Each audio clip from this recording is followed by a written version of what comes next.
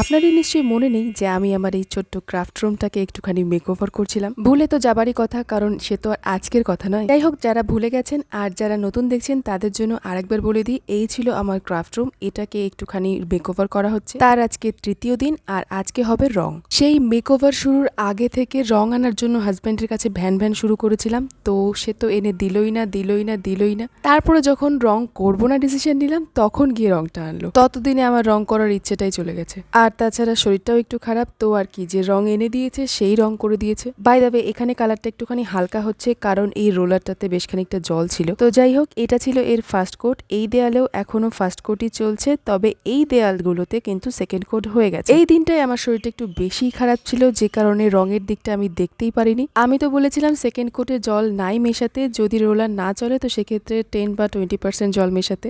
তবে উনি ইচ্ছে মতন জল মিশিয়েছেন আর করেছেন। তার কারণ হচ্ছে ঘরের কালারটা আমার কাছে অতিরিক্ত ডিপ মনে হচ্ছিল, যদিও ক্যামেরায় অতটা বোঝা যাচ্ছে না, তাই নিয়ে মনটা একটু খারাপই ছিল। উনি ভেবেছিলেন যে জল দিয়ে হালকা করে রং করলে রংটা হালকা দেখাবে, বাট ঘরের দেয়ালে রঙে কিন্তু এই ব্যাপারটা হয় না। রং হালকা করার জন্য এখানে সাদা রং মেশানো ছাড়া আর কোনো উপায় নেই। অতিরিক্ত জল মেশালে রঙের টেক্সচারটা খারাপ হয়, তাছাড়া আর কিছুই হয় না। তবে দোষ ওনারও নয়, কারণ উনি রঙের ব্যাপারে অত কিছু জানেন না। ঘরটা যে রং করে দিয়েছেন এই অনেক। যাই হোক, এবারে সেই ভারী ভারকাম চৌকিটাও চলে এলো, আর এই পাশে আলনাটাও ঢুকিয়ে দেওয়া হয়েছে। বাকি জিনিসপত্র আনা হবে। তবে আজকের মতন এইটুকুই। দেখা হবে নেক্সট কোনো ভিডিওতে। আজকের মতন তবে টাটা।